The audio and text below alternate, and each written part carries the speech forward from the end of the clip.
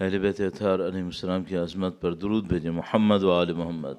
اللہم صل علی محمد محمد وعجل فرجهم. اعوذ باللہ من الشیطان الرجیم. بسم اللہ الرحمن الرحیم. الحمد للہ رب العالمین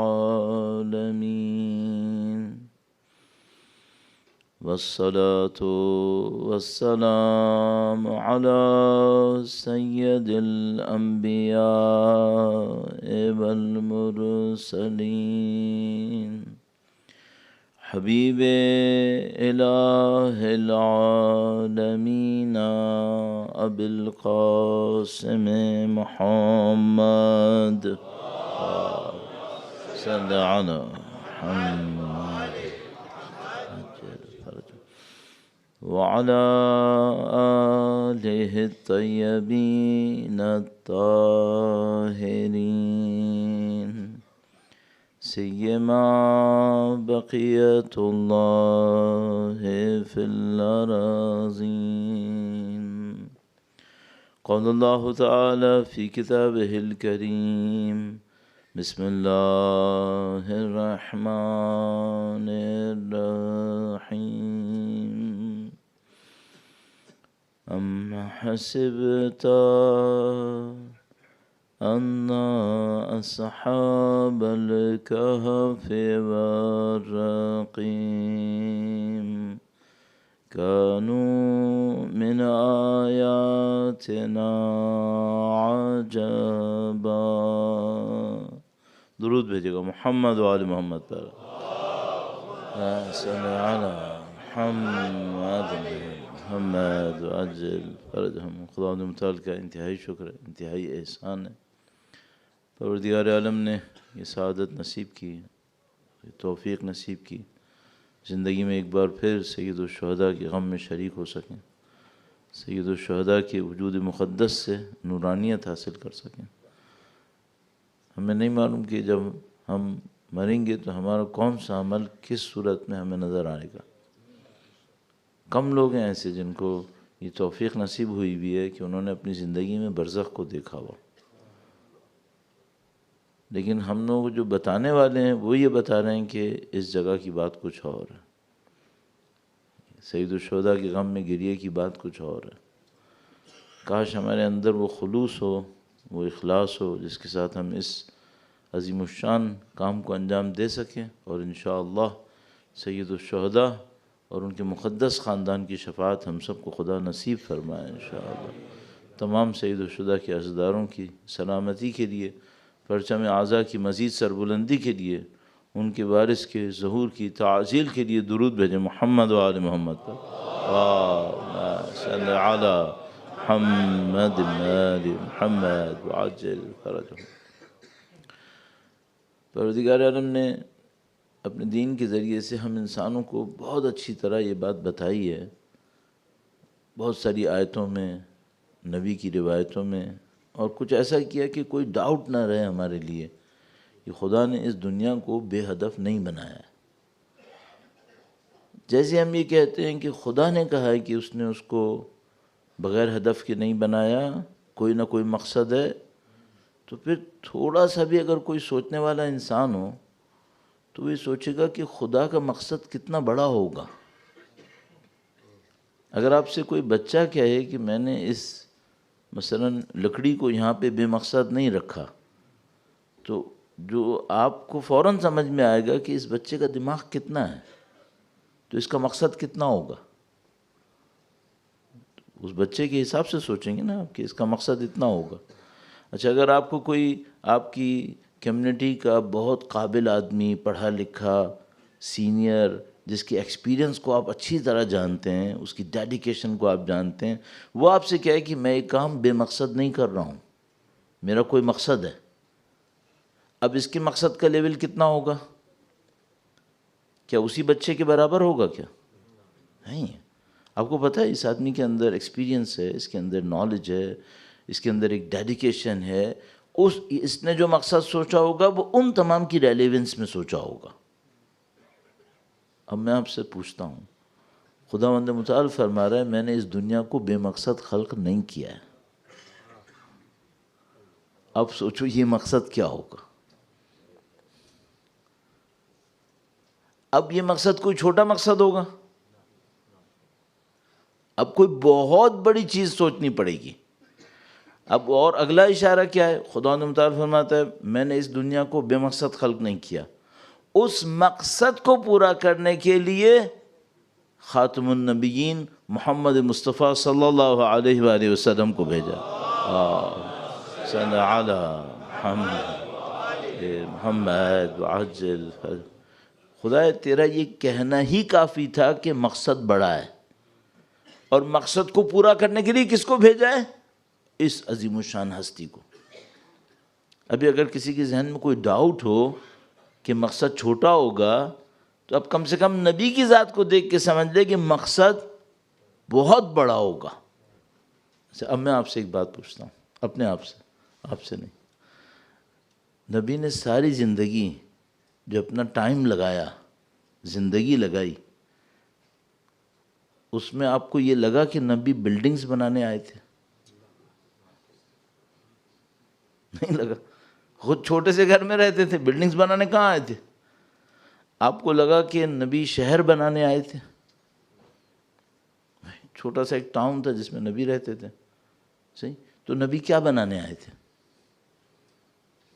اب میں اپنے آپ سے ایک سوال پوچھتا ہوں، میں نے وہ بنا لیا؟ ابھی آپ کہو مجھے کہ میں نے مینہٹن میں پورا ایک اپارٹمنٹ کمپلیکس لے لیا، بہت اچھا کیا. نبی اس کام کے لیے آئے تھے؟ تو وہ ریلیونس کہاں ہے؟ الائنمنٹ کہاں ہے؟ میں یہاں جا رہا ہوں، نبی اور ان کا خاندان یہاں جا رہا ہے. یہ کیا بات ہوئی؟ میں نہیں کہہ رہا تھا اشہد ان نبی کا نام لیتا تھا کہ وہ اللہ کے رسول. تو کیا ہوا پھر؟ اب میں بار بار کہتا ہوں ہر روز الحمدللہ زیارت پڑھتے ہوئے، انی سلم لمن صالمکم حرب لمن حاربکم اللہم اجعل محیای محیا محمد و آل محمد. ان کی لائف اس سمت، میری لائف اس سمت. یہ کیا ہوا پھر؟ اچھا اب مجھ سے کوئی یہ کہے مولانا 3 گھنٹے کے لیے ہم عزا میں آئے نا، چلو 3 گھنٹے میں تو آئے، باقی 21 گھنٹے کا کیا ہوا؟ تو جو میرے سامنے پرابلم آتی ہے بار بار وہ یہ آتی ہے کہ آیا ہماری لائف کی الائنمنٹ ان کے آبجیکٹیوز کے ساتھ ہوئی بھی ہے؟ یہ پرابلم ہے. اچھا آپ کیوں اتنے ڈیپ کیوں جا رہے ہیں؟ اتنے ڈیپ اس لیے جا رہے ہیں کہ ابھی ایک اور دفعہ یہ چانس ملے گا کہ جن کی لائف ان کے آبجیکٹیوز کے ساتھ الائنمنٹ میں ہوئی وہ ان کے ساتھ ہوں گے. اور خدا نہ کرے نعوذ باللہ تعالی اگر یہ فرق آبجیکٹیوز کے لیول کے اوپر ہو گیا پھر ساتھ نہیں ہوں گے. کیا وجہ ہے؟ اس کی وجہ یہ کہ مجھے خطرہ یہ کہ فیصلے غلط ہوں گے. اب مجھے آج آپ کو اس کے اوپر، کل بھی میں نے عرض کیا تھا، تھوڑا سا اس کو مجھے ایلیبریٹ کرنا ہے کہ فیصلے صحیح کیسے کرنے ہیں. یہ فیصلے صحیح کیسے کرنے ہیں تھوڑا سا مجھے اس کی ڈیپتھ میں دوبارہ جانا پڑے گا، اور میں آپ کی خدمت میں عرض کروں گا. درود بھیجے گا محمد و آل محمد پر. صلی علی محمد و آل محمد وعجل فرج. ایک تجربہ آپ اور میں اپنی زندگی میں دیکھ سکتے ہیں. بہت دفعہ آپ سے کوئی شخص کوئی بات کہتا ہے تو آپ سوچتے ہیں اس کو ایک جواب دیتے ہیں، ٹھیک ہے. کبھی جو میں اور آپ جواب دیتے ہیں یہ وہی ہوتا ہے جو میں اور آپ فرسٹ سیکنڈ میں بولنا چاہتے تھے، صحیح ہے، اور اندر سے بھی ہم وہی جواب دینا چاہ رہے تھے. لیکن بعض اوقات کیا ہوتا ہے، کوئی بات ہوتی ہے میرا دل چاہتا ہے کہ میں یہ بولوں، اندر سے میرا یہ دل چاہتا ہے، لیکن میں کیا کرتا ہوں، کنٹرول کر لیتا ہوں اور کہتا ہوں نہیں یہ نہیں کہوں گا، میں کچھ اور کہتا ہوں. صحیح ہے. تو بعض جگہیں ایسی ہوتی ہیں جہاں کچھ کرنے کے لیے آپ کے پاس 2 مائکرو سیکنڈ ایک ٹائم ہوتا ہے، آپ کنٹرول کر لیتے ہیں. لیکن بعض جگہ کیا ہوتا ہے، بعض جگہ بالکل ایسا جیسے اسپونٹینیسلی ہوا، ایک دم سے ریئیکشن میں آپ سے کچھ ہو گیا، مجھ سے کچھ ہو گیا، اور بعد میں ہم نے کیا سوچا، اوہ یہ کیا کر دیا. اچھا میں آپ سے ایک سوال پوچھنا چاہ رہا ہوں، یہ جو انکنٹرولڈ اسپونٹینیس ریئیکشن آتا ہے یہ کہاں سے آتا ہے؟ ہاں اچھا دوسری بات، یہ ایک بات ہو گئی، اپنے لائف میں کبھی نہ کبھی اس کو ایکسپیرینس کیا ہوگا شاید. دوسری بات، بعض لوگ خواب دیکھتے ہیں، بعض لوگ بالکل نہیں دیکھتے. مجھے بھی خوابوں کے اوپر کام کرنے کا کوئی شوق نہیں ہے، تو کوئی مجھے کانٹیکٹ کر کے نہ بھیجے میں نے خواب دیکھا اس کی تعبیر کیا ہے، میں ہی نہیں کر سکتا، یہ میرا کام ہے ہی نہیں.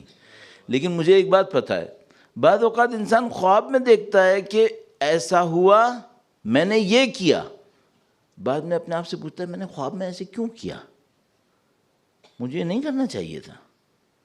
بہت زمانے سے میں اپنے ایک اسٹوڈنٹ کا ایک خواب دہراتا تھا، ابھی بالکل ایسی گزرتے ہوئے بول دیتا ہوں. وہ مجھ سے کہنے لگا کہ ایک دن میں نے دیکھا کہ ایک بس آئی ہے، میں اسٹاپ پہ کھڑا ہوں، ایک بس آئی ہے اس کے اوپر لکھا ہے کربلا.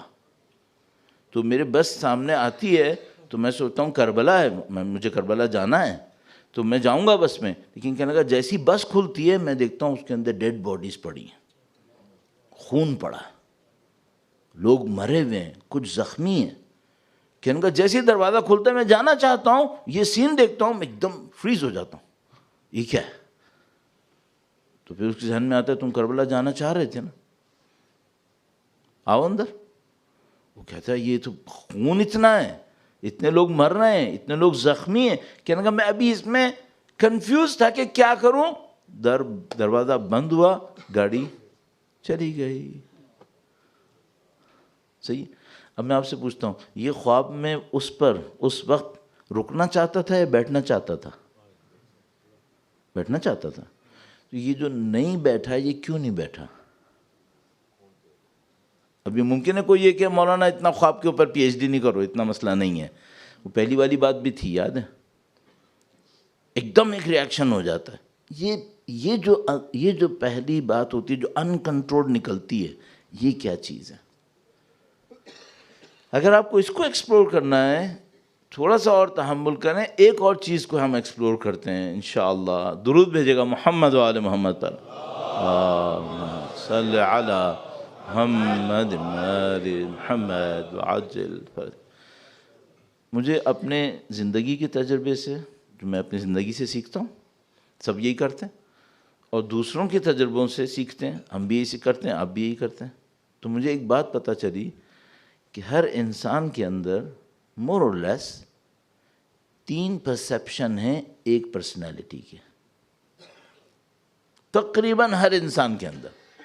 بہت کم ہے جو اس سے باہر ہوں گے، لیکن مور اور لیس ہر آدمی کے اندر اپنے بارے میں 3 پرسیپشن ہیں. وہ کیسے؟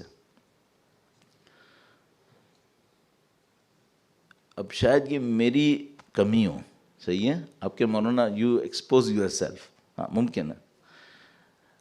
جو میں ہوں اندر 100% وہی پبلک کو شو کر دیتا ہوں.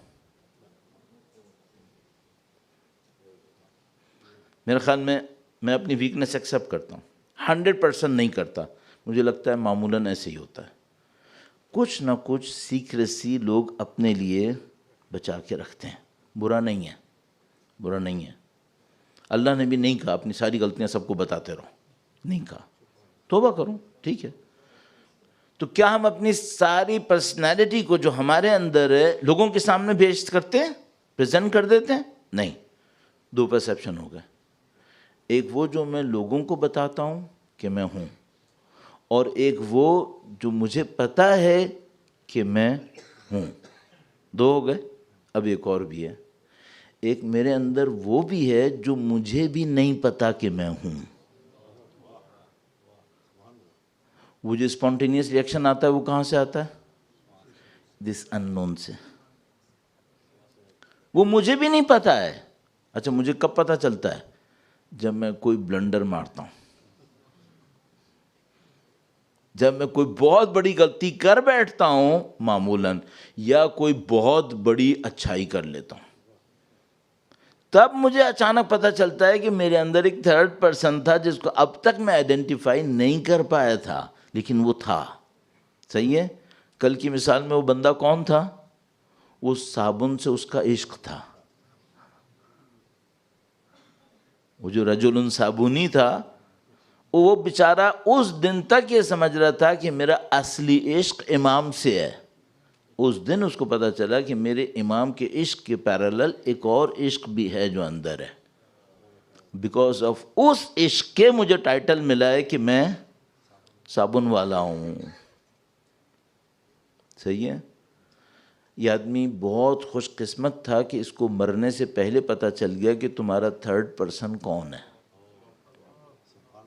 اور یہ جو میرا اسٹوڈنٹ تھا نا، میں نے اس کو یہی بولا، میں نے کہا بیٹا تم بہت خوش قسمت ہو، تم کو مرنے سے پہلے پتہ چل گیا ہے، اب تم پریپریشن کر لو کہ تمہیں بس میں بیٹھنا کیسے ہے. You are very lucky. کیوں؟ بہت سارے لوگ مریں گے اور مرنے کے بعد انہیں پتہ چلے گا کہ ہم ٹرو پرسن تھے کیا.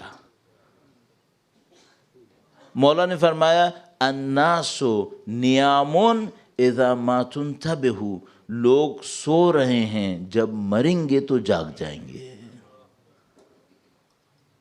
ہاں، اس کا مطلب ہے ان کو اپنے بارے میں وہ کچھ پتہ چلے گا جو اب تک پتہ نہیں چلا تھا. صحیح ہے؟ اب پوائنٹ کیا ہے؟ پوائنٹ یہ ہے کہ جو کریٹیکل ڈیسیشنز ہوتے ہیں وہ نہیں لیتا جو میں نے پریزنٹ کیا تھا، وہ نہیں لیتا جو میں اپنے آپ کو سمجھ رہا ہوں، وہ لیتا ہے جو میں اندر سے ہوں. اور معمولاً غلطی کیا ہے؟ معمولاً غلطی ہے کہ ہم اپنے اندر کی ویکنس کو نہیں جانتے. یہ کب سمجھ میں آتی ہے؟ میں نے کہا بعض اوقات کوئی مسٹیک ہوتی ہے پھر پتہ چلتا ہے، لیکن انفارچونیٹلی بعض اوقات یہ ہوتا ہے کہ یہ اس وقت ہوتا ہے جب ہم کچھ نہیں کر سکتے ہوتے. اب ہمیں اپنے مرنے سے پہلے، امام کی تشریف آوری سے پہلے، اپنے آپ کو اتنا فائن ٹیون کرنا ہے اس تھرڈ والے کو کہ جب امام تشریف لائیں تو ہم غلط فیصلہ نہ کریں، اسپونٹینیسلی صحیح فیصلہ کر دیں. یہ کام کیسے ہوگا؟ ہاں، یہ مشکل کام کیسے ہوگا؟ اس میں رکاوٹ کیا ہے؟ کل کی مثال عرض کی تھی، کل کا پوائنٹ یہاں پہ تھا. اس میں رکاوٹ ہے ہماری غلط اٹیچمنٹس. اس بندے کی مثال میں اٹیچمنٹ صابن، میں نے بتایا ہمارا نہیں پتا ہماری اٹیچمنٹس کہاں ہیں. تو اگر کسی کو اپنے تھرڈ پرسن کو صحیح کرنا ہے تو اسے کیا کرنا چاہیے؟ اس کو چاہیے فوراً یہ دیکھیں میری اٹیچمنٹس کن چیزوں سے ہے. اگر وہ اپنی اٹیچمنٹس کو ایکسپلور کر لے، میں کہاں سے جڑا ہوا ہوں، کہاں سے میری وابستگیاں ہیں، اگر اٹیچمنٹس کو صحیح کر لے، صحیح چیزوں سے اٹیچ ہو جائے، موسٹ پروبیبلی اس کے ڈیسیشن صحیح ہوں گے. اور اگر خدا نہ کرے وہ نہیں کر سکا، پھر یہ اٹیچمنٹ، میں معذرت کے ساتھ ایک لفظ کہتا ہوں، اس کو میں نے ایکسپیرینس سے سیکھا ہے، یہ غلط اٹیچمنٹس، غلط چیزوں سے اٹیچمنٹ انسان کو ذلیل کرتی ہے، بے عزت کر دیتی ہے. وہ بندہ بے عزت ہوا یا نہیں ہوا؟ اس کی غلط اٹیچمنٹ ایکسپوز ہو گئی تو وہ بے عزت ہو گیا اپنے آنکھوں کے سامنے کہ میں کیا ہو گیا یہ. البتہ اس نے انشاءاللہ امپروو کر لیا ہوگا، وہ بہت خوش قسمت تھا کہ اس کو امام نے بتا دیا. صحیح؟ تو ہمیں ان غلط اٹیچمنٹس کو اپنے اندر سے نکالنا ہے. اب اس مسئلے کے اوپر علماء بہت محنت کرتے تھے. اس پروسیس کو کیا کہتے ہیں اور یہ کیسے ہوتا ہے، اس کو میں چند منٹس میں عرض کرنے کی کوشش کروں گا. درود بھیجے گا محمد و آل محمد پر. صلی علی محمد آل محمد وعجل فرجہ. اس پروسیس کو ایک معنی میں ہم تزکیہ نفس کہہ سکتے ہیں، اپنے آپ کو پیوریفائی کرنا. تو پیوریفائی کرنے کا مطلب کیا ہے؟ پیوریفائی کرنے کا مطلب یہ ہے کہ آپ جیسے مثلاً آپ کسی جگہ پہ جاتے ہیں، وہاں بہت سارے پودے اگے ہوئے ہیں، جیسے بالکل را کوئی زمین ہو جس کے اوپر پتہ نہیں کیا کچھ نکل آتا ہے.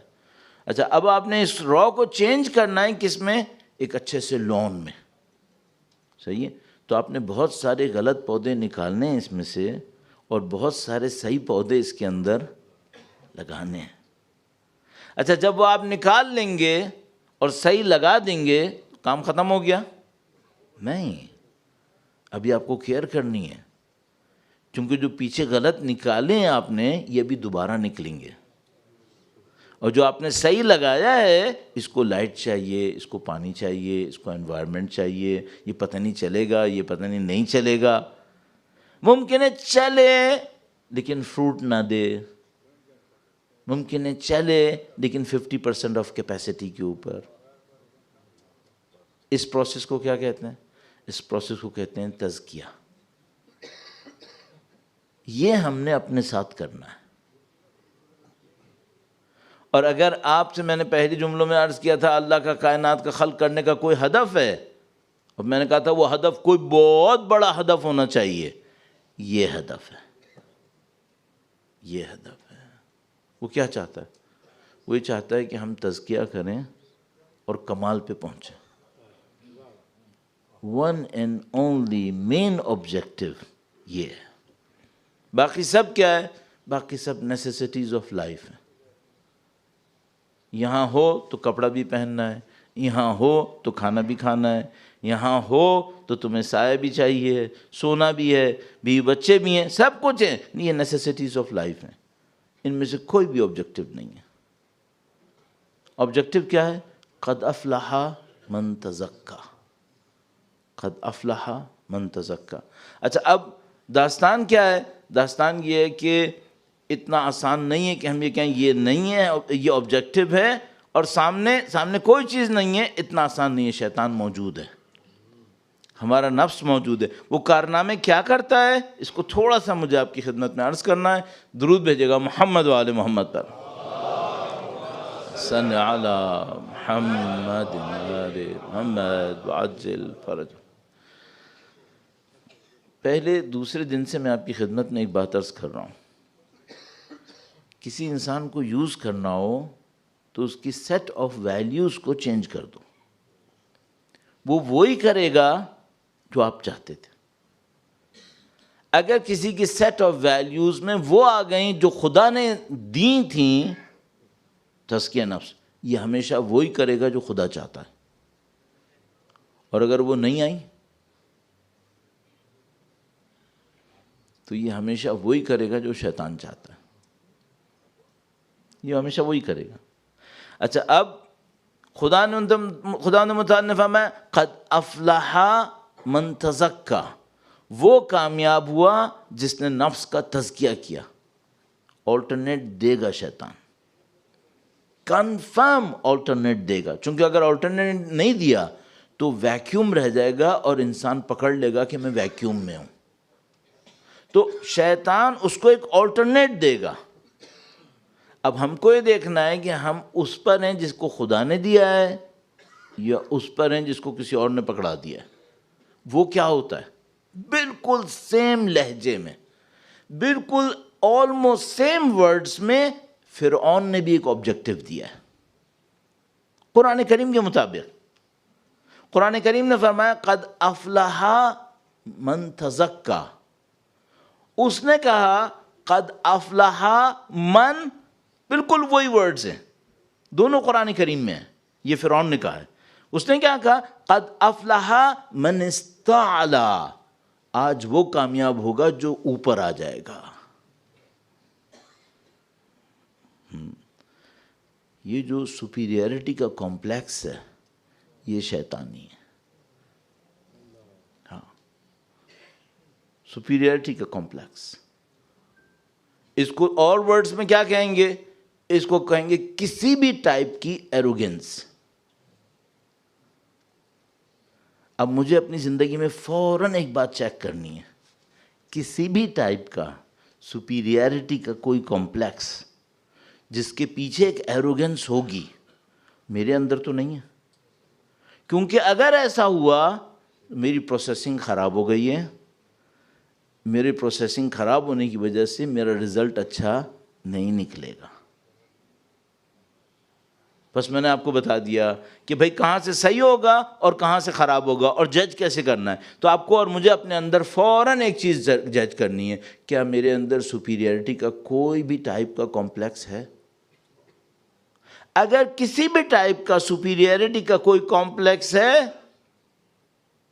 خداوند متعال فرماتا ہے تلک الدار الاخرہ نجعلها للذین لا یریدون علوا فی الارض ولا فسادا. یہ آخرت کی زندگی یہ ہم نے اس کے لیے رکھی ہے جو زمین کے اوپر سپیریئرٹی نہیں ڈھونڈتے. ہاں، علو نہیں چاہیے.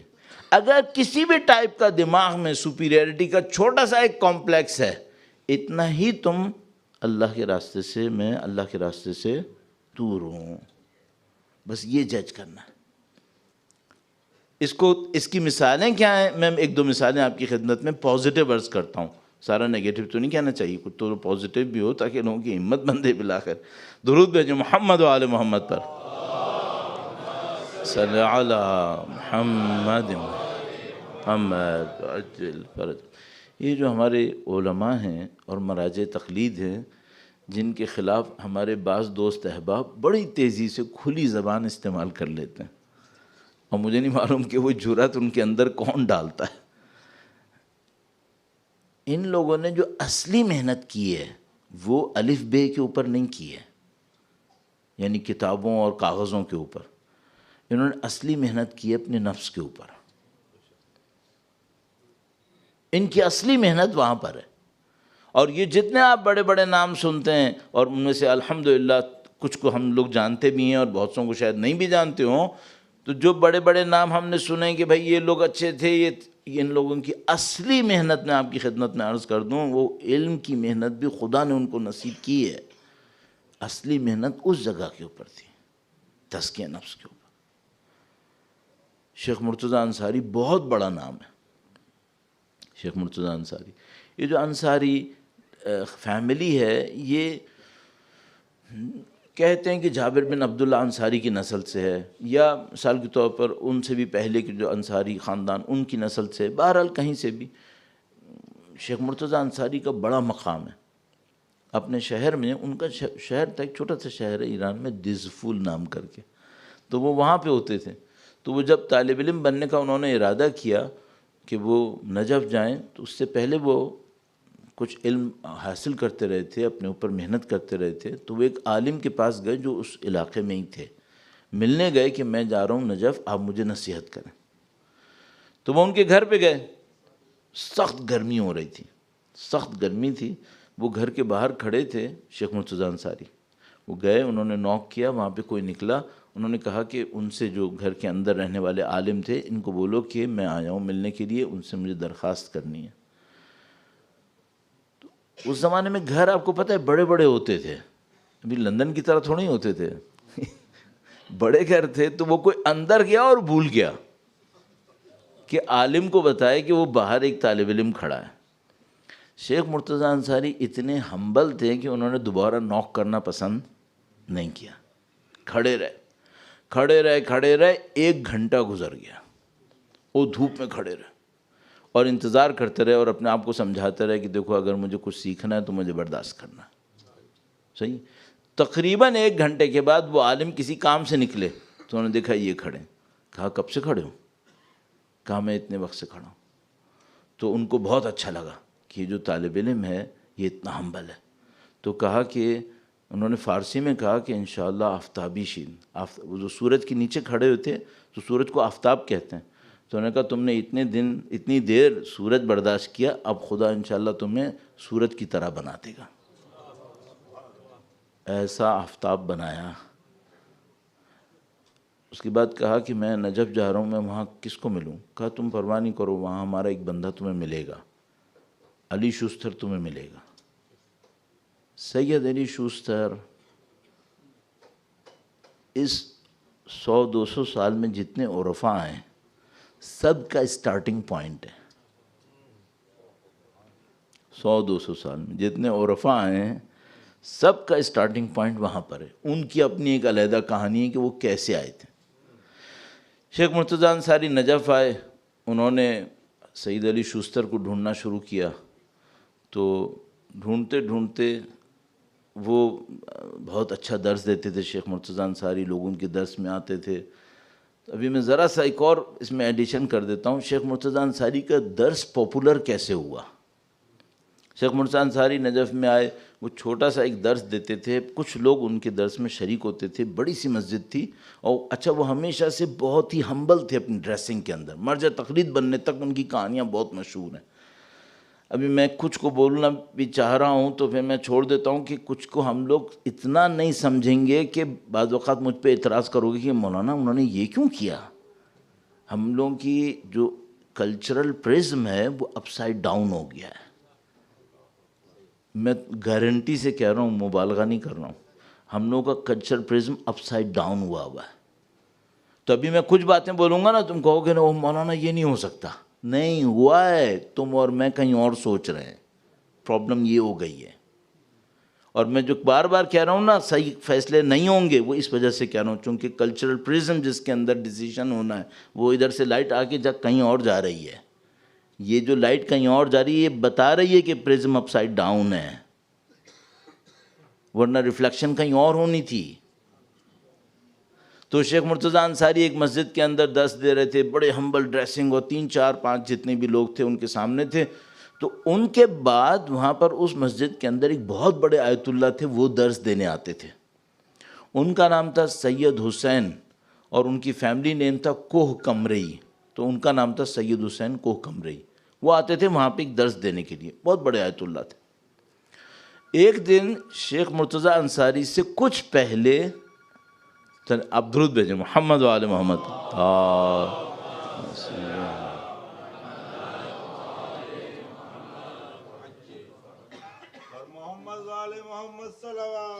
اللہم صلی علی محمد. میں سمجھا یہ کہیں گے کہ آپ اناؤنس کرو کہ موبائل بند کر دیں. انہوں نے یہ نہیں کہا ہے، انہوں نے کہا کہ آپ اناؤنس کرو کہ تھوڑا سا کھڑے ہو کے آگے آ جائیں، پیچھے جگہ کم ہو رہی ہے. تو آپ تھوڑا سا زحمت کیجئے، تھوڑا سا آگے آ جائیے، درود بھیجیں محمد و آل محمد پر. صلی علی محمد آل محمد وعجل فرجہم. تمام عزاداران سید الشہداء کی حفاظت کے لیے، سلامتی کے لیے درود بھیجیں محمد و آل محمد پر. صلی علی محمد آل محمد وعجل فرجہم. تو آیت اللہ مرتضیٰ انصاری بہت ہمبل، 4 5 اسٹوڈنٹ ایک مسجد کے کونے میں درس دیتے تھے. ان کے بعد ایک درس ہونا ہوتا تھا اس مسجد میں، بہت بڑا درس آیت اللہ سید حسین کوہ کمری کا. ایک دن سید حسین پہلے آ گئے، ابھی ان کے اسٹوڈنٹس نہیں آئے تھے، وہ پہلے آ گئے. وہ مسجد میں بیٹھے ہوئے تھے اپنی جگہ پہ. انہوں نے دیکھا کہ ایک بہت ہی ہمبل آدمی وہاں بیٹھا ہوا ہے، وہ ایک درس دے رہا ہے. انہوں نے کہا سنو کیا دے رہا ہے. انہوں نے شیخ مرتضیٰ انصاری کا درس سنا. ان کو او بھائی عام آدمی نہیں ہے، بہت اچھا درس دے رہا ہے، ریسرچ بہت اچھی ہے. اگلے دن ڈیلیبریٹلی پہلے سے آ کے بیٹھے کہ میں سنتا ہوں دوبارہ. اس دن شاید کوئی کچھ ہو گیا ہو، دوبارہ سنا، دوبارہ دیکھا نہیں بہت اچھا ہے. تو انہوں نے کیلکولیٹ کیا اپنے دماغ میں، میرے اسٹوڈنٹ میں بھی تھاؤزنڈس، یہ مجھ سے سیکھیں بہتر ہے یا اس سے سیکھیں بہتر ہے. 3rd یا 4th ڈے انہوں نے درس شروع کیا. انہوں نے کہا دیکھو تم سب میرے اسٹوڈنٹ ہو، مجھے بھی ایک ٹیچر مل گیا ہے،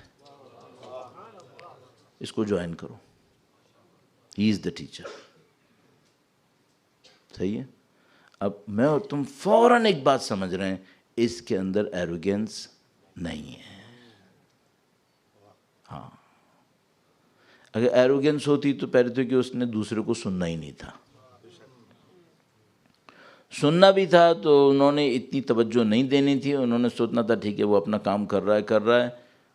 اگر خدا نہ کرے ایروگینس ہوتی تو وہ یہ کہتا کہ اس بندے کو اس مسجد سے تو نکال دو، کیونکہ اگر میرے اسٹوڈنٹ نے سن لیا تو یہ وہاں چلے جائیں گے. صحیح ہے. شیخ مرتضیٰ انصاری کو پاس وہ گئے، انہوں نے کہا کہ میں نے آپ کا سن لیا ہے، آپ مجھ سے بہت بہتر ہو، میں اور میرے سارے اسٹوڈنٹ آپ کو جوائن کر رہے ہیں. جوائن ہو گئے. شیخ مرتضیٰ انصاری کا درس چل نکلا. اب جب شیخ مرتضیٰ انصاری کا درس چل نکلا، شیخ مرتضیٰ انصاری کو ڈھونڈنا تھا سعید علی شوستر کو. انہوں نے سعید علی شوستر کو ڈھونڈا، ان کو پتہ چلا کہ سر آپ کے اسٹوڈنٹس میں سعید علی شوستر ہے. سعید علی شوستر جن کو وہ ڈھونڈ رہے تھے کہ یہ مجھے اسپریچول ڈیولپمنٹ دیں گے، وہ ان کے اسٹوڈنٹس میں سے تھے. سعید علی شوستر سے انہوں نے کانٹیکٹ کیا، انہوں نے بات کی کہ آپ میرے درس میں آتے ہیں لیکن مجھے تو آپ سے سیکھنا ہے. تو کہا فقہ میں آپ کے درس میں آؤں گا، اسپریچویلٹی میں آپ میرے پاس آ جانا. شیخ مرتضیٰ انصاری ویکلی ایک دفعہ سعید علی شوستر کے پاس پرائیویٹلی اپنے کچھ اسٹوڈنٹس کو لے کے جاتے تھے اسپریچویلٹی سیکھنے کے لیے. جو شام کو ٹیچر ہوتا تھا وہ پورے ویک صبح اپنے اسٹوڈنٹ کے سامنے اسٹوڈنٹ بن کے بیٹھتا تھا. صحیح ہے، یہ مرجعیت ہے، یہ مرجعیت ہے. یہ کوئی سادہ معاملہ نہیں ہے جس کے اوپر میرے جیسے چھوٹے چھوٹے لوگ زبان چلائیں. یہ مرجعیت ہے.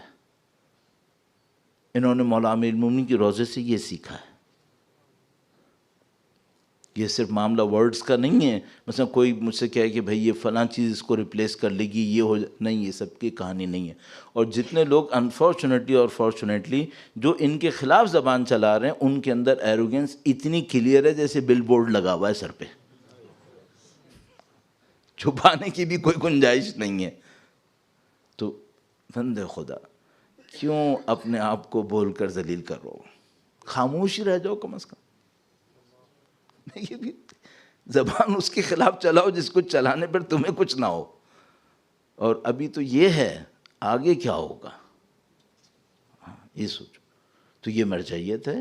انہوں نے اپنے اوپر محنت کی ہے، انہوں نے اپنے اندر ان تمام جگہوں کو جہاں سے ایروگنس آ سکتی تھی بلاک کر لیا، اپنی پیورٹی میں لے کے آگے بڑھیں. اب میں جو اتنے دن آپ کے سامنے اصرار کر چکا ہوں ابھی تک، وہ مجھے ایک اور بات بھی پتہ ہے. جیسے اللہ کے نبی نے فرمایا تھا، جو میں نے کل پرسوں عرض کیا آپ کی خدمت میں، ہر قوم کا ایک بت ہوتا ہے.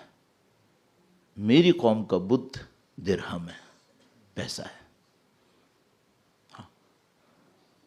ہماری جو ایروگنس آئے گی وہ نالج سے نہیں آئے گی، چونکہ ہمارے پاس نالج ہے ہی نہیں. ہمارے پاس آئے گی ایروگنس روکڑے سے، پیسے سے. ہم اس کی ایروگنس جمائیں گے. کیا اس کو کیا کہتا ہے قرآن کریم؟ اس کو قرآن کریم فرماتا ہے قارون. قارون مر گیا، کھپ گیا، زمین اس کو کھا گئی. اب کیوں قرآن بار بار کہہ رہا ہے قارون قارون؟ قارون مر گیا ہے، قارونیت زندہ ہے. اب مثلا آپ کہیں گے مولانا قارون بننے کے لیے کم سے کم $1 بلین تو ہوتا ہوگا. میں قسم کھا کے بول رہا ہوں، ممکن ہے کسی کی جیب میں $5 ہوں لیکن قارون ہو. قسم کھا سکتا ہوں $5 ہوں گے جیب میں، کچھ نہیں ہوگا اس کے، قارون ہوگا. اس کی مثالیں بھی ہیں. وقت ختم ہو رہا ہے ورنہ میں ابھی آپ کی خدمت میں عرض کرتا. یہ ہسٹری بڑی عجیب جگہ ہے، یہاں بڑے بڑے قارون سامنے آتے ہیں. اور یہ بھی پاسبل ہے کسی کے پاس 1 بلین ہو اور وہ قارون نہ ہو، وہ فقیر ہو، اللہ کی راہ کا فقیر. یہ بھی پاسبل ہے. اپنے اندر جا کے ڈھونڈنا پڑے گا. اور وہ کہاں سے ڈھونڈیں گے؟ یہ دیکھو مثلا اگر اس گاڑی میں بیٹھتا ہوں تو مجھے کیسا لگتا ہے، ویسے کپڑے پہنتا ہوں تو کیسا لگتا ہے، اس گھر سے نکلتا ہوں تو کیسا لگتا ہے، اس سے میں ڈھونڈ سکتا ہوں میں کون ہوں. میری ریالٹی ریفلیکٹ ہو جائے گی. اگر میں اپنے سے کسی اور ہمبل کے سامنے جاتا ہوں تو میں کیسے بیہیو کرتا ہوں، اور اگر اپنے سے کسی اپیرنٹلی سپیریئر کے سامنے جاتا ہوں تو کیسے بیہیو کرتا ہوں. اس سے مجھے اپنے اندر کا عجل بت پکڑنے میں مدد مل جائے گی. لیکن مسئلہ یہ کہ سب وہ کرے گا جس کو کرنا ہے. پہلے یہ تو طے کر لو کہ ہم نے کرنا ہے. اچھا اس میں مقابلے میں رکاوٹ کیا ہے؟ رکاوٹ یہ کہ ہم سب مطمئن ہوئے بیٹھے ہوں. نعوذ باللہ تعالیٰ ایسا نہیں ہے، لیکن خدا نہ کرے جو غلطی ہو وہ کیا ہو، ہم سب مطمئن بیٹھے ہم میں کوئی خرابی نہیں ہے. یہ مولانا پاکستان سے آیا، اس کو کیا پتا؟ یہ ہم سوچ کے بیٹھ جائیں، یہ اپنے خود پکڑنا ہے، یہ ہم سب نے خود پکڑنا ہے کہ ہمارے اندر کیا خرابی ہو سکتی ہے۔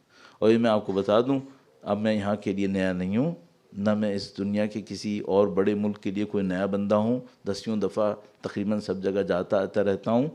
اس وقت پرزم کا ریفلیکشن بہت ٹیڑھا ہے، یہ کسی کو اس کو دیکھنے کے لیے کوئی بہت بڑی کوئی اینک نہیں چاہیے، یہ سب کو نظر آ رہا ہے کہ ہاں اس وقت ریفلیکشن ٹیڑھا ہے، اس کو سیدھا کرنا پڑے گا ورنہ مسئلہ خراب ہو جائے گا۔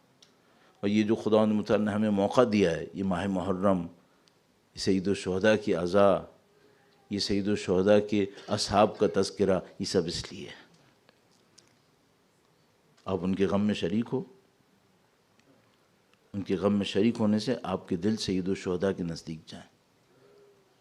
پھر سید الشہداء کا جو میگنٹ ہے وہ مجھے اور آپ کو غلط راستوں سے نکال کر ان الحسین مصباح الہدی سفینۃ النجات، حسینیت کا میگنٹ ہمیں غلط راستوں سے نکالے اور سبیل نجات پہ لے جائے، ہدایت کے راستے پہ لے جائے۔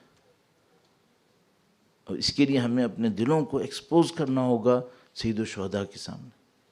آپ یقین مانو یہ مصائب اور یہ گریہ اس لیے نعمت الہیہ ہے، اس میں میرے اور آپ کے دل اس ٹفنس سے، اسٹون ہارٹ سے پگھلتے ہیں، میلٹ ہوتے ہیں، سید الشہداء کے عشق میں جانے کی کوشش کرتے ہیں۔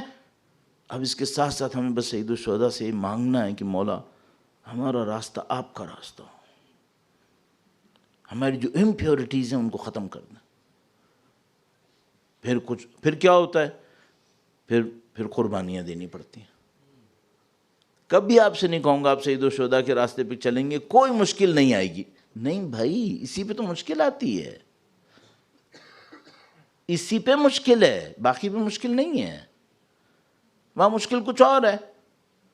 لیکن جو واقعاً سید الشہداء کے راستے پہ چلے گا قطعاً مشکل آئے گی، اور یہ اس نے مانگی ہے، یہ اس نے مانگی ہوتی ہے کہ ہاں خدایا مجھے مشکل چاہیے۔ جب بھی آپ کوئی صحیح فیصلہ کریں گے اللہ کی راہ میں ایک مشکل بڑھے گی، اور یہ مشکل کیوں بڑھے گی؟ کیونکہ آپ نے صحیح فیصلہ کر لیا ہے۔ اگر حضرت حر نے وہ صحیح فیصلہ نہیں کیا ہوتا تو کیا ہوتا؟ کچھ اور ہوتا۔ جب وہ صحیح فیصلہ کر لیا اب مشکل آئے گی، اب مشکل آئے گی۔ یہ جتنے لوگوں کے غم میں آپ اور میں بیٹھے ہیں، ان سب لوگوں نے ایک فیصلہ کیا ہے اور اس فیصلے پہ مشکلیں آئی ہیں۔ وہ نہیں کرتے مشکل کچھ اور آتی۔ اب جو مشکل آپ کو اور مجھے نظر آ رہی ہے وہ اس صحیح فیصلے سے آئی ہے، یہ حسینیت کے راستے پہ چلنے سے آئی ہے۔ اور یہ میں آپ کی خدمت میں بالکل مطمئن ہو کہ طالب علم ہونے کی وجہ سے عرض کر رہا ہوں کہ یہ جو آپ یہاں پہ بیٹھے ہیں اس کا مطلب ہے سید الشہداء آپ سے ایک انتظار کر رہے ہیں، اپنے دلوں کو میری طرف بھیجو، میں تمہیں لے چلوں گا۔ میں سوچتا ہوں کتنا سخت ہے، کتنا سخت ہے۔ 1400 سال کے بعد میں اور آپ مصائب سنتے ہیں، رو پڑتے ہیں، اور وقت کے امام کے لیے گویا ہر روز یہی ہو رہا ہے۔ کتنا سخت۔ آج 1400 سال کے بعد میں اور آپ سنتے ہیں سید الشہداء میدان کربلا میں اکیلے رہ گئے تھے، ہمارے لیے سخت۔ اللہ اکبر۔ سید الشہداء میدان کربلا پہنچ چکے، ایک کے بعد ایک لشکر آئے جا رہا ہے۔ یہ میں نے کتنی آسانی سے کہہ دیا، ایک کے بعد ایک لشکر آ رہا تھا۔ آپ امام حسین کے بچوں سے پوچھو کیا ہوا تھا۔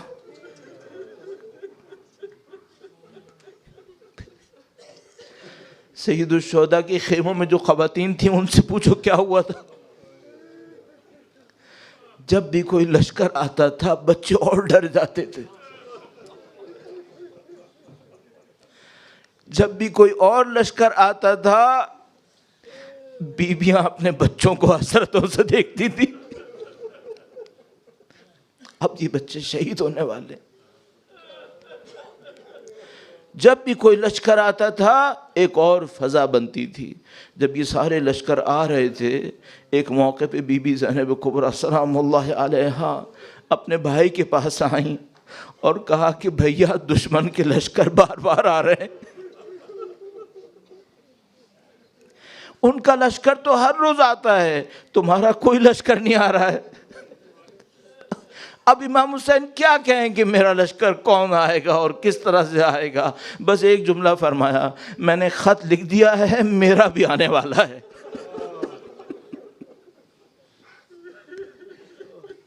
یا اللہ کیا امید دلائی ہے۔ لشکر کی بات نہیں کہی، بس اتنا کہا میرا ایک بندہ آئے گا۔ عزیزو، میں اور آپ یہیں بیٹھے بیٹھے حضرت حبیب کے نصیب پر فخر کریں گے۔ یا اللہ یہ کتنی عظیم الشان ہستی ہے، رسول اللہ کا نواسہ جو رسول اللہ کے کندھے پہ بیٹھتا تھا آج حبیب کے انتظار میں ہے، میرا دوست آنے والا ہے۔ حبیب ابن مظاہر کے پاس وہ جب خط پہنچا تو پورا کوفہ سیل ہو چکا تھا، پورا کوفہ محاصرے کے اندر تھا، جاسوس ہر طرف کہیں نہ کہیں موجود تھے۔ جو قاصد خط لے کر آیا، حبیب ابن مظاہر نے خط کو پڑھا اور خط کا مضمون آپ کے اور میرے سامنے بچپن سے ہے کہ کس طرح سید الشہداء نے ان کو فقیہ کہا، کس طرح ان کو حبیب کہا، کس طرح ان کو سقاہ تعبیر کیا اور ان سے کہا کہ جلدی پہنچو، جلدی پہنچو۔ حبیب ابن مظاہر نے قاصد کو دیکھا کہ کہیں یہ بھی جاسوسوں کے ساتھ نہ ہو، اور اس سے کہا کہ میں نے خط لے لیا، تم چلے جاؤ، مجھے کوئی جواب نہیں دینا۔ ایسو علماء بیان کرتے ہیں حضرت حبیب کی زوجہ ان کے پاس آئیں اور کہا حبیب کیا ارادہ ہے؟ کہا میں اس کے اوپر سوچ رہا ہوں۔ کہا حبیب تمہیں کیا ہو گیا ہے؟ رسول کا نواسہ تمہیں بلا رہا، فاطمہ کا بیٹا تمہیں بلا رہا، تم سوچنے کی باتیں کر رہے ہو، تمہیں کیا ہو گیا ہے؟ اب حبیب کیسے اپنی زوجہ کو بتائیں کہ مجھے جاسوسوں کا سوچنا ہے، مجھے کس طریقے سے کوفہ سے نکلنا ہے؟ حبیب ابن مظاہر بنی اسد کے ہیں یا اسدی ہیں یا اسدی قبیلے کے بڑے رہنما سمجھے جاتے ہیں۔ تم پورے کوفہ کے اندر اسدیوں کو جو قابل اعتماد تھے جمع کیا اور کہا کہ مجھے حسین تک پہنچنا ہے ہر صورت میں۔ اب تم لوگ جو اسدی قبیلے والے ہو مجھے پناہ دو کسی طریقے سے تاکہ میں حسین تک پہنچوں۔ کس طریقے سے حضرت حبیب ابن مظاہر گئے ہیں، کبھی کسی کو شہر کے باہر بھیجتے تھے، وہ وہاں تک لے کے جائے گا، پھر دوسرا وہاں تک لے کے جائے گا۔ اس دوران میں دوست اور دشمن کی پہچان ہوتی چلی گئی، اور یہاں تک کہ کچھ ایسے ان کو غلام بھی ملے جو سواریوں کو اطمینان دلاتے تھے کہ اگر حبیب نہیں آیا تو ہم جائیں گے، چونکہ ہر آن یہ مشکل ہوتی تھی کہ پتہ نہیں اب حبیب کہیں پھنس نہ جائیں، وہ کہیں مشکل میں نہ آ جائیں۔ حبیب نہیں معلوم کون کون سی مشکلات جھیلتے ہوئے کربلا کے میدان کے نزدیک آ گئے۔ اب ذرا تصور کیجئے گا، سید الشہداء کا مختصر سا قافلہ ہے، اس میں بچے بھی ہیں، اس میں خواتین بھی ہیں۔ دشمن کی تو مدد بار بار آ رہی تھی، اب ایک موقع پر پہلی دفعہ دیکھا کہ کوئی ہمارے قافلے کی طرف بھی آ رہا ہے۔ جب نزدیک آئے تو دیکھا حبیب ابن مظاہر ہیں، مولا سید الشہداء تشریف لائے، حبیب کو سینے سے لگایا، ان کو اپنے پاس بلا لیا۔ عزیزو اتنا حبیب دیکھ کر امام کی غربت کو اچھی طرح سمجھ گئے تھے۔ اس کے بعد ایک کام ایسا ہوا کہ وہ فوراً سمجھ گئے، اب اندر سے ایک پیغام آیا کہ حبیب تمہیں بی بی زینب سلام کہہ رہی ہے۔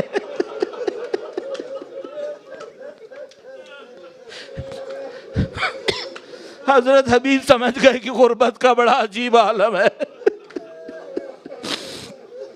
غلاموں کو پیغام آ رہے ہیں۔ عزیزو لیکن یہ غلام کوئی عام غلام نہیں ہے، یہ بہت بڑے غلام ہیں۔ عزیزو یہ حبیب ابن مظاہر کا مقام بہت بڑا مقام ہے۔ ایک موقع کے اوپر شب عاشور کا بس ایک منظر آپ کو یاد دلاؤں گا اور حبیب کی خدمت میں چند جملات عرض ہوں گے۔ شب عاشور ایک موقع آیا کہ جب سب اپنی اپنی تیاریاں کر رہے تھے تو مولا ابو الفضل اپنے جوانوں کو لے کے کھڑے تھے بنی ہاشم کے، اور ان سے کہہ رہے تھے کہ دیکھو بنی ہاشم کے جوانوں، یہ ساری باقی امتی لوگ ہیں، یہ سب امتی ہیں، اور یہ جو جنگ ہے نا یہ ہماری جنگ ہے، ہم کسی امتی کو اپنے پہلے مرنے نہیں دیں گے۔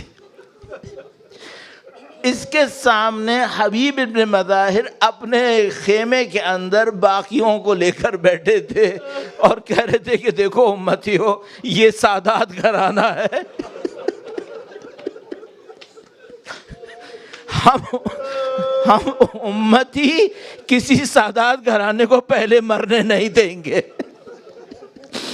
میں امام حسین سے وعدہ لے لوں گا، پہلے ہم مریں گے پھر بعد میں کوئی اور مرے گا۔ اسی تو اس دوران میں بس ایک اور واقعہ عرض کروں، بی بی زینب نے اپنے بھائی کے پاس آ کر کہا کہ بھیا تم نے اپنی امت کا امتحان لے لیا ہے، بہت سارے لوگ چھوڑ کر جا چکے جب مدینے سے نکلے تھے، اب یہ جو ہیں یہ وفادار ہے یا نہیں ہے؟ بس ایک نے آ کر بتایا حبیب ابن مظاہر کو، حبیب ابن مظاہر بی بی زینب کے خیمے کے سامنے کھڑے ہو گئے، سارے غیر ہاشمیوں کو لے کر آئے، امام حسین سے کہا آپ کی بہن سے خطاب کرنا ہے، اجازت مل گئی، کہا بی بی ہم نے رات کی مہلت اپنے لیے نہیں مانگی ہے، ہم آپ کے جانثار ہیں، ہم شمشیر گردن پہ لیے کھڑے ہیں، اگر آپ کا اشارہ ہوا ابھی اپنی گردنیں کاٹ کر نثار کر دیں گے۔ عزیز و حبیب نے اپنے وعدے کو پورا کر کے دکھایا، عاشور میں پہلے سارے امتی شہید ہوتے رہے، اس کے بعد بات علی اکبر، علی اصغر اور اہل بیت اطہار علیہم السلام کے اوپر آئی۔ بس ایک موقع تھا، حبیب ابن مظاہر دنیا سے رخصت ہو رہے تھے، سید الشہداء حبیب ابن مظاہر کے سرانے پہنچ گئے اور کہا اے حبیب تم نے اپنی جان قربان کر دی۔ حبیب نے سب کی طرف دیکھا اور کہا لوگو حسین کا خیال کرنا۔ الا لعنت اللہ علی القوم الظالمین وسیعلم الذین ظلموا ای منقلب ینقلبون۔ پروردگارا تجھے واسطہ نبی اولاد نبی کا، ان کی نورانیت کا واسطہ، ان کی شہادتوں کا واسطہ، اس قلیل کو ہم سے قبول فرما، ہم سب کو اہل بیت کی شفاعت نصیب فرما، پاک پروردگار ان کے وارث کی نصرت کی سعادت نصیب فرما، اس راہ میں شہادت نصیب فرما۔ ماتم حسین۔